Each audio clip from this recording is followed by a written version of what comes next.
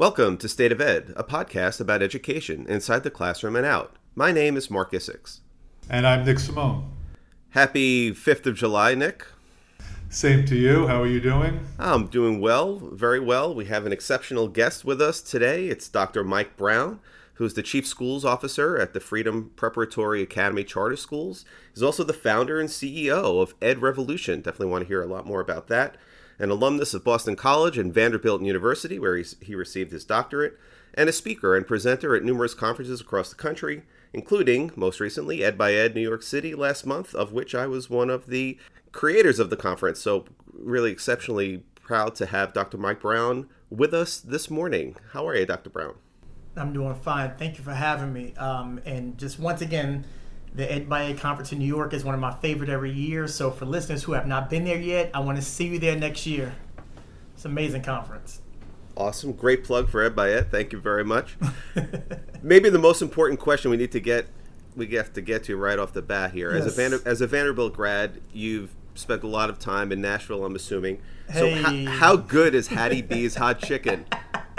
Let me tell you, I feel like when I'm with the Hattie B's chicken, for one, the lines are always out the door. Always. So when you go there, just be ready to spend an hour and a half there. And I feel like I was going to go there. I was going to try this chicken. You know, when you're in Nashville, you have to try it.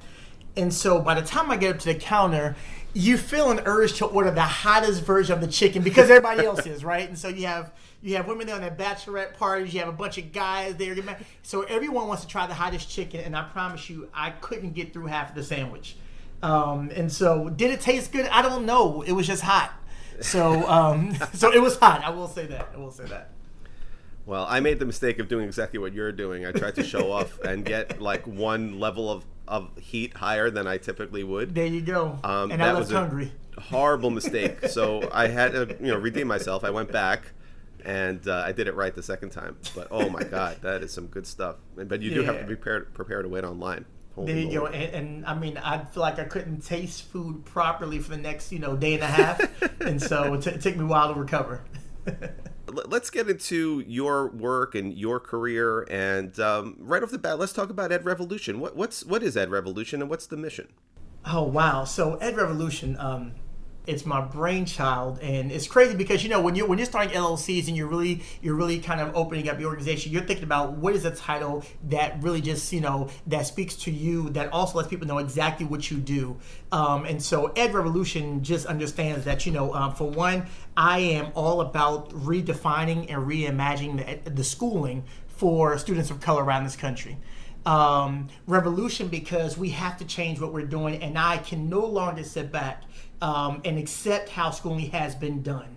And I believe that no matter what your area of expertise is, if it's banking, if it's education, if it's athletics, whatever it is, make sure that you are using your skill and your talent and your gift to uplifting people. And so, if education is my area of focus, and then how can I use education to really redo and recreate the schooling experience in our communities? And so, EdRevolution, very simply, we reimagine schools. We help communities to reimagine the schooling experience for the children in that community. And we do that by two ways. Number one, we help communities launch schools.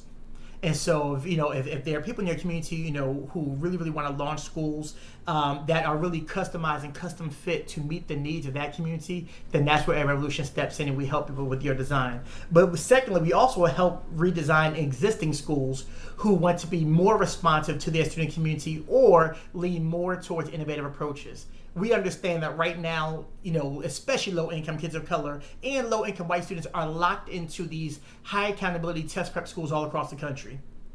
And this idea of innovation right now is left for wealthy white students and, in either wealthy independent schools, private schools, or in wealthier districts, public school districts across the country. And I don't believe that innovation should be a thing just held for the wealthy or for those in power. I absolutely believe that everyone deserves a great educational experience and they should not have to leave their home community to get it. They shouldn't have to sacrifice who they are culturally. They shouldn't have to sacrifice their cultural practices and value systems and belief systems, nor should they have to sacrifice or leave their own neighborhood to go out and get that education. And so EdRevolution is about helping establish that right in people's local community.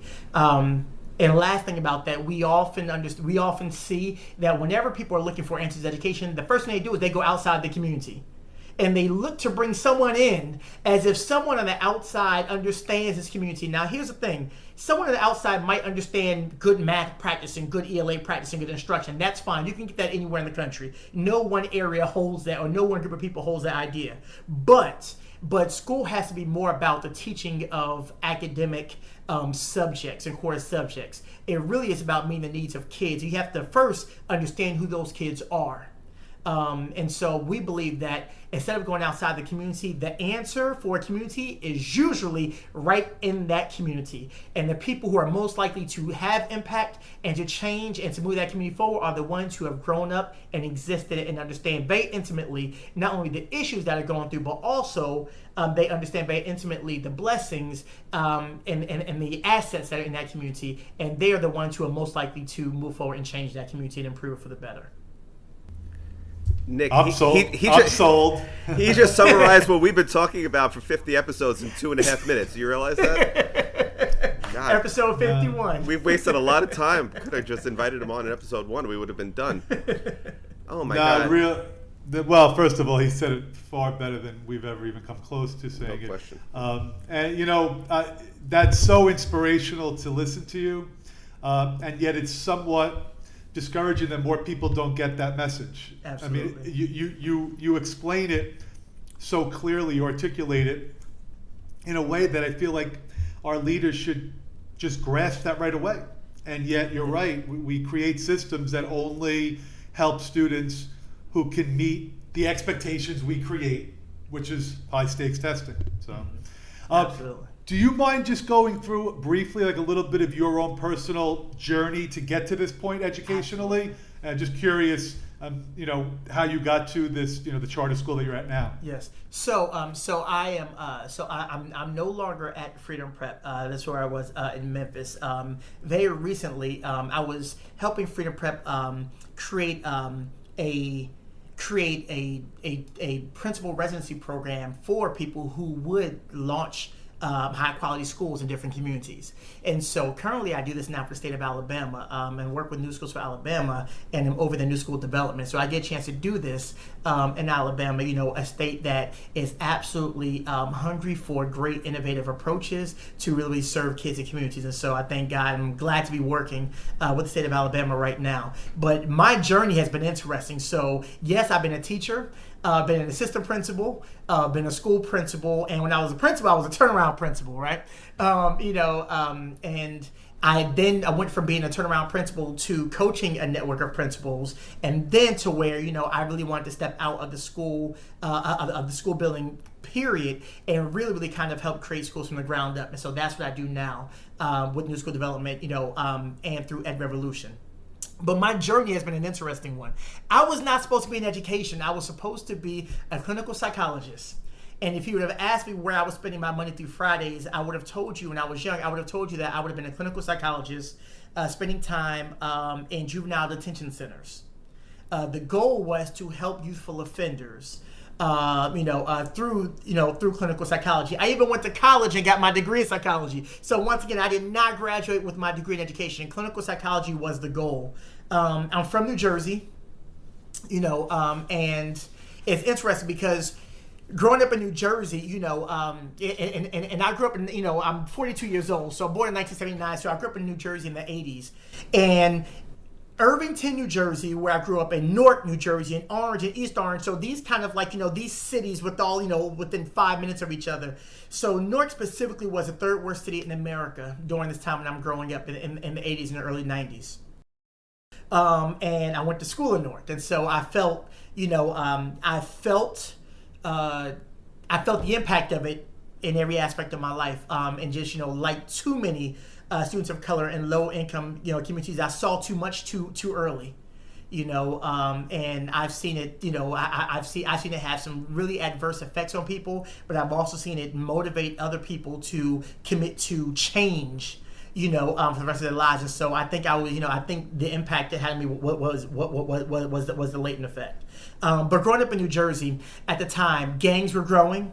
And so this is where a time where we saw gangs go from California to Chicago in the Midwest, the Vice Lords, Engagement Disciples, and then all of a sudden they start showing up on the East Coast in New York and New Jersey, your Latin Kings, and and then you see the East Coast versions of the Bloods and Crips, and then a lot of smaller neighborhood gangs. And so I was growing up at that time and seeing a lot of my friends join, unfortunately, and seeing the effects that it had.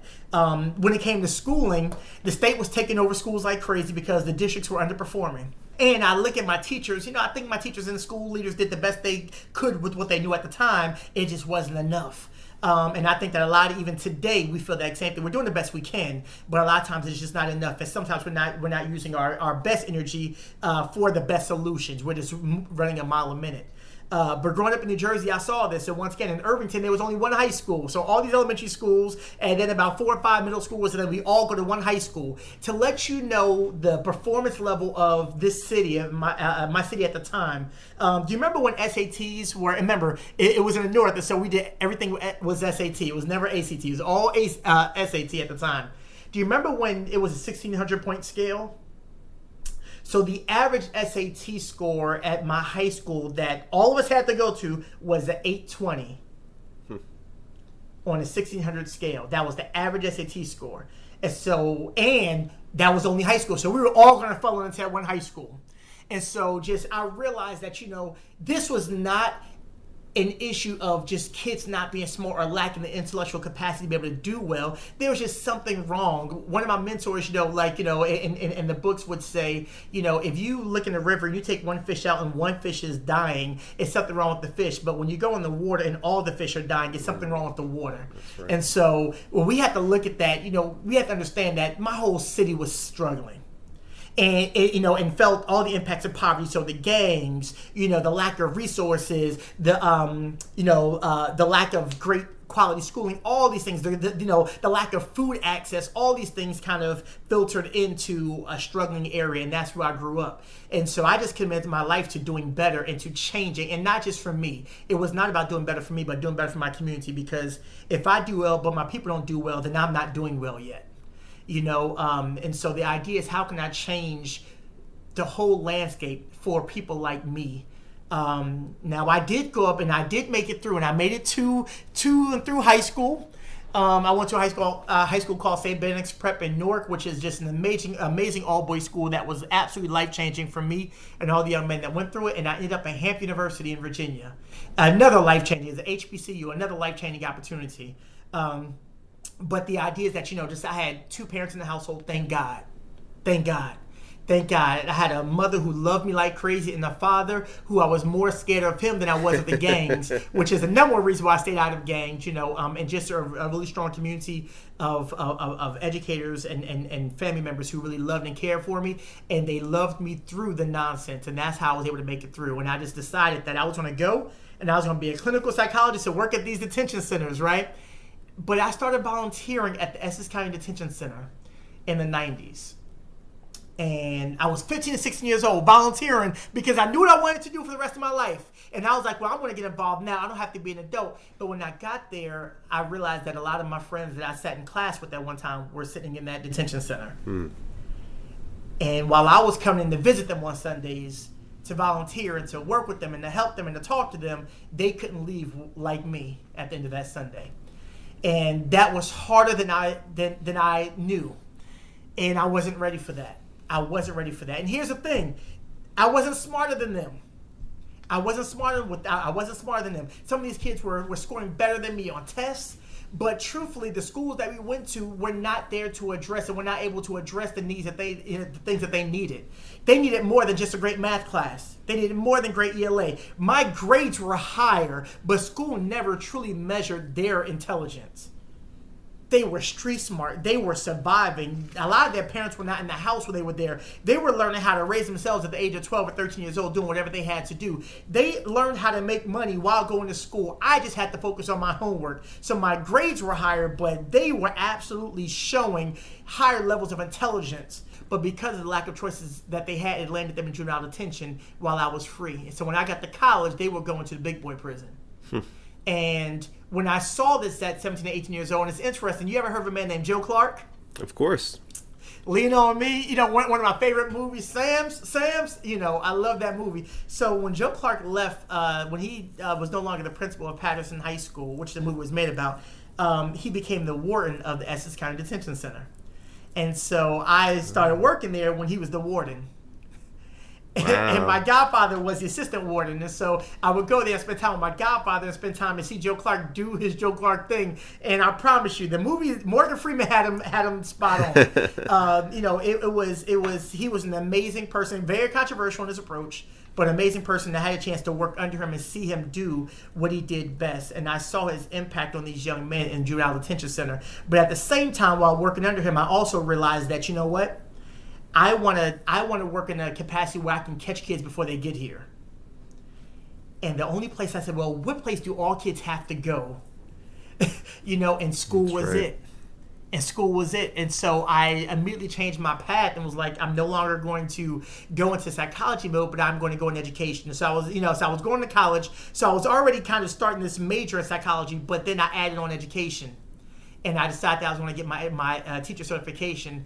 And I was, instead of going into juvenile detention centers, I was going to serve my time or give back to my community through education. And I became a teacher. And I know that was a very, very long story, but these decisions were being made over a 20-year period, not a 2-year period. It's amazing. So you had mentioned that the schools that your friends were attending, they weren't giving your friends what they needed. Yeah. Aside from, the English instruction or the math instruction. Right. If you could somehow transport yourself back there to that school in Irvington, what would those things be that you would put into those schools to try to help the friends that you had who found themselves in these detention centers? Well, it's amazing because every day as an educator, I put myself in that same position. I live my life trying to create the schools that me and my friends needed when we were younger. I recognize as a young African American male, growing up in the inner city, I made it almost kind of not because, but in spite of my surroundings. And I made it, in spite of my schooling, not because of my schooling, and that's a problem. And so when I look at the school that we had and I look at the school that we needed, because I was coming from, once again, two healthy parents, coming, from the house, I lived in a low-income community, but very, very middle-class values, and and both my parents are college educated, and so I knew that I had to do education. I knew that I had to do it. I didn't understand why, but that was a natural path that my household had me on, and I realized there that it is not about making great decisions. People usually go along the path that they're already set on. So if you're set on a great path, it takes actual willingness to go against the grain of what your family have set up. But we expect kids who are in struggling situations to go against the grain of their communities and families all the time. And so when we see families and communities that have struggled, we then look at the kid and say, why are you not doing well? No, they're doing what humans naturally do. That is go along the path that was set up for us. And so we always need to understand that when we're asking someone to do better than what's been done before, then we're asking them to go against the grain. And it doesn't mean they can't do it. It means just treat them with respect and give them the supports and understand what we're asking them to do. We're asking them to do something that's pretty amazing and then celebrate them every step of the way as they're doing it. So the school that I need to create for my friends, the school that my friends would have thrived in was, for one, my friends did not need to learn about grit. That's number one. They didn't need to learn about grit. Why? Because they were the greatest people I've ever met in my life. We were living in rough situations, but yet showing up to school every single day. Didn't have lights on the house, but we're showing up to school every single day. Did not have food all the time coming out of the house, but we were showing up every day, giving it our best. So we didn't need to teach us about grit. We were coming through situations that most of our teachers never in their lives have to deal with. And so for my teachers then to tell us about grit, who should be teaching and who should be learning in this moment? So that's one thing. We can take it off the table, but that's what they gave us. Also, there were shootings and violence that were happening in our communities every day. And when you live in a very, very small, high compacted community where population density is a real thing, and we're all living on top of each other, there is no single murder, robbery, burglary, there's no crime that happens in our community that all of us are not impacted by. Either somebody in my house is the victim, or somebody in my house is the perpetrator. Or I know the perpetrator, or I know the victim, or we saw what happened, or we were walking past when we saw the families out there crying. So we're all being impacted by this, and it doesn't go anywhere, it goes somewhere. But when we got to school that next morning, the teachers never took a moment and said, we understand that on Temple Place there was a murder yesterday. We don't know who was impacted, but we know that some of y'all know the victim, or we know. So let's just take a moment and let's just sit and let's just process. Taking the first 30 minutes of the day for just wellness checks. Just bring us in a room, bring us in a small community, of friends, of mentors, of teachers, and just sit and say, before we get started any work, how is everybody? How was everything when you got home? Is your family well? Just doing these kind of wellness checks would have been important. Instead, as soon as we got to school, they sent us into science class. And the idea was that there were some kids, who were just learning ready. They walked into school. They know I'm in the school. I've eaten. I have everything I need. My parents helped me get ready. My parents helped me process what happened last night. So right now I'm ready to go. But then there are a whole half a classroom of students who did not have those supports at home, who did not have the coping mechanisms. And remember, we're 10. Right. And so when adults who are well-resourced, when one crime happens, when one traumatic event happens to us or near us, when we have resources, we go and we get counseling. We take days off for work. We take mental health days. We seek resources. We have resources to get the help that we need. But we have kids, my friends, we're experiencing traumatic experiences every single day without the resources of going to, of getting counseling, but also in a 10-year-old mind, not just being able to process what most 30-year-olds can't process. Mom not coming home, dad not coming home, mom and dad getting divorced, having an incarcerated parent. These are things that a 12-year-old were asked to cope with, who the schools never considered. And when we got there, they said, let's do science and let's do math. And then when the kids did not perform well, they looked at it as an academic deficiency. And never as, man, this kid is going through a lot. Maybe if we help build their other capacity, maybe if we help meet their needs, maybe if we make sure that they were mentally okay, that they felt safe, that they felt seen, that they felt cared for, then we can introduce math and then they would do better. But they never looked at those things. So now we call these SEL. So I really, really believe in having social emotional programs to where before we start our academic day, the first hour of the day needs to be about making sure that we're checking on kids, make sure that all kids are learning ready. And different schools do that in different ways. Some schools have advisories, and advisories are good. Unfortunately, I just feel like we skipped the research on advisories and just kind of went through the rigmarole of, okay, put kids in groups of 12, and then maybe some kids will do, we'll give them time to do homework, or give them time to talk, or give them time to eat breakfast if they get there late. And that's not what the research says about it. The research talks about providing small learning communities for kids to feel comfortable before they start learning. Giving them a way to giving them a natural hour to do their own resiliency building practices to get ready to be their best selves and to do the hard task of work every day. But don't just walk into it. And so I'll provide kids with the hour in the morning, provide them with the resource to be able to just with the small knit family community to let them know that they feel welcomed, make sure that they feel seen, and make sure that they feel physically and psychologically safe. That's the first thing I would do. It was interesting because my teachers also did things, when we got in trouble, I would have detention at the end of school, right? Mm-hmm. And it's just a small thing. And once again, like educators, we do the best we can with what we know. But when we don't know, we don't do well. When my teachers gave me detention, what they did not realize was that my friends, if I got detention first thing in the morning, all my friends by the end of the day would all get detention as well. Not because we were all bad kids, but because we were not going to let each other walk home by ourselves. And so the idea was when your friends walking home with you is also a matter of safety.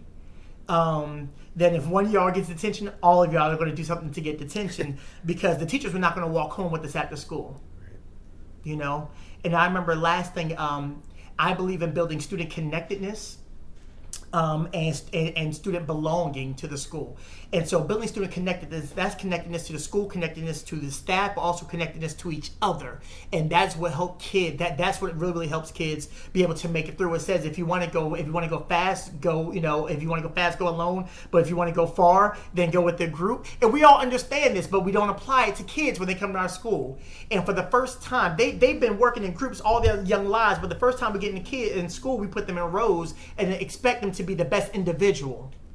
And for me, with my friends, when I was doing well in school and they weren't, I started failing with them because I would rather fail and stay together rather than excel by myself. And one of the worst things one of my teachers ever did was she pulled me aside and she said, Mike, why do you hang around them? You're not like them. And what she was doing was she doesn't realize that she was trying to separate me from my lifeblood. They are my protection. They are the ones who take care of me. They're the ones who pick me up in the morning and make sure I get to school safe. They're the ones who have literally shed blood on the street for me when I need it. They're the ones who I go to, not that teacher. So don't ever make me feel separate from my friends. If you want us to do better, then help us do better as a group. Don't ever isolate a student and say you're not like them. Because they were my cultural group. They are my friend group. And so I needed them. And I would rather fail with them rather than succeed without them. Wow. Wow. You're reaching the top level of the best educator I've ever encountered. So and that's very high competition, just so you know. Wow. Well, I could listen to you all day, and I think I'm not the audience that needs to listen to you because I don't have the power to change the system. As I'm listening to you, my greatest concern right now is I think schools all over the country are primarily focused on the learning gap as a result of COVID. What good is identifying a learning gap if kids have been on the street for 18 months, unsupervised, through no fault of their own? Absolutely. The country failed them. Absolutely. 15, 16, 17-year-olds, they did nothing to cause this pandemic. They did nothing to prevent it. And now they're going to go back to school. And unless they have a principal like you, they are going to continue to fail because they're going to spend the first month of school identifying what they haven't learned. I don't care what they haven't learned. I care about what's going inside of them first. And what these schools are going to do is they're going to throw social and emotional well-being as like one of their bullet points. Yes. Yep. But you're only hurting their social and emotional well-being. Right. By giving them pre-tests and post-tests and all this stuff. And, you said it so much better than I could. 2 years ago, I think it was, there was a kid in Oakland who was the first black valedictorian of his class. And in his speech, he talked about his brother who was in jail. And yet his brother, he said, was equally, if not more intelligent than he was. And I bring that up because I think teachers want to place blame on why kids can't do a certain level of work You're obviously gifted, and you said you had a good family situation, but you still were surrounded by difficult challenges. Absolutely. We're all thrilled for your success, and you're sharing with everybody else. But somebody in your same situation may not have done it, and I don't care why they didn't do it. Our job as a teacher is to help them. Right. Our job as a teacher is to do whatever we can to help each kid. That's right. And I get inspired listening to people like you. More people need to hear that message. That's really what it comes down to. Well, I really appreciate that, and I absolutely worry. My heart goes out to students going back to school right now. It does, and my heart absolutely goes out to them because they're going through something that just once again, like, none of us caused this, and none of us knows how to do this. And for one, here's as educators, here's what I want us to stop doing. I want us to stop acting like we got it all figured out. Like, and I get mad at myself when I also talk like that, and the idea is we are going through a rough situation, and the best answers are always in the middle. The best answers are always somewhere on the spectrum in the middle. It's never one extreme or the other. And so I think as educators, we need to give ourselves grace and to understand that this is something that none of us knew how to do, and that we're all doing the best that we can. And here's what I know. For one of my favorite educators, you talk about Dr. Cornel West. Dr. Cornel West has a really, really great quote, and basically, I'm gonna summarize it, but he says, "You can't lead the people if you don't love the people." And I feel like with that quote alone, we should be teaching, like that should be what teachers and principals are learning. That should be the first thing in educational administration and the first lesson when you're going through a teacher program. It's like, you can't lead the people if you don't love the people. And I feel like when you love people, you treat them differently. I feel like right now in schools, the way as educators we've been trained, we're almost trained as if, and once again, we're good people. I feel like we're doing this out of the kindness of our heart, right? But we're trained almost to walk in and feel like we have this thing called education that we need to give kids. Some kids are willingly take it, and some kids we gotta force it down their throat, but we have this knowledge that they need to get. And I just feel like that's the wrong way to approach it. When Cornel West says you have to love the people, I extend that and say you can't love the people if you don't know the people. And so I feel like if we're going to do this thing right coming out of the pandemic, and before we bring kids back in the building, I feel like we as principals and we as teachers can make a lot less missteps. If before we opened up our math and science books, and before we opened up our traditional educational playbook to help kids, become proficient on these state tests at the end of every year to show that we're doing our job, the first thing we could do is, if the kids are coming from the homes and the communities, if we are going to give them what they need to be successful, the first people we need to talk to are the people in those communities. We should not plan any educational lessons or any school year without first talking to the households that the kids come from. And I know that this sounds simple, but here's how much of a dramatic difference it can make. For one, we never do it, number one. And so when we say we care about kids and we love our community, but yet we never ask the community what you want or what you need, that's a problem. All right? But in it, I remember teaching in Massachusetts, in Boston, or Lynn, Massachusetts, rather. Heavy immigrant community, loved them. It was mostly Dominican. We had Cambodian, Vietnamese population. We had West African population, strong Haitian population. And as a teacher, I was doing the best I could in teaching our kids. It wasn't until I was there for 4 years before I got the parents in a room. And I've been serving them and working with them and just asked them, I said, hold on. And they celebrate us teachers for what we're doing with their kids getting into college. I said, but what do you want for your kids? And I'm embarrassed because 4 years in, it's the first time I'm asking them. And you know what those parents said? They did not say we want them to get into the best college. They said we want our kids to have great families and be happy. And I sat there and I started tearing up because I sat there and I said, man, I thought I was doing a great job teaching kids for the last 4 years because I was helping them get through math and doing well with history and ELA. But how much time did I spend a day? They send their kids to me 9 hours a day. How much time a day did I spend helping their kids be great family members? For the young men, great husbands. For the young ladies, great wives. Great parents one day. Great citizens. How much time did I spend making sure that, do you know what makes you happy? Let's explore those things. I didn't spend any time doing it. So while I was doing great work in the name of education, I was failing the community because I never did what the parents wanted us to do. And that's wonderful that you did that. But all we have to do is, like you just said, ask the kids, ask the parents, get to know them. We could have so much more success. Absolutely. If we just ask them, how are they doing? And Absolutely. Find out what challenges, because everybody, like you said, we just want to focus so much on curriculum and test prep and the learning curve. But we got to find out what obstacles are in the way before you could eat. And I'm talking about social obstacles. I'm talking about things in their livelihood. And we don't take the time to do that. And Absolutely. I think now more than ever, it's urgent.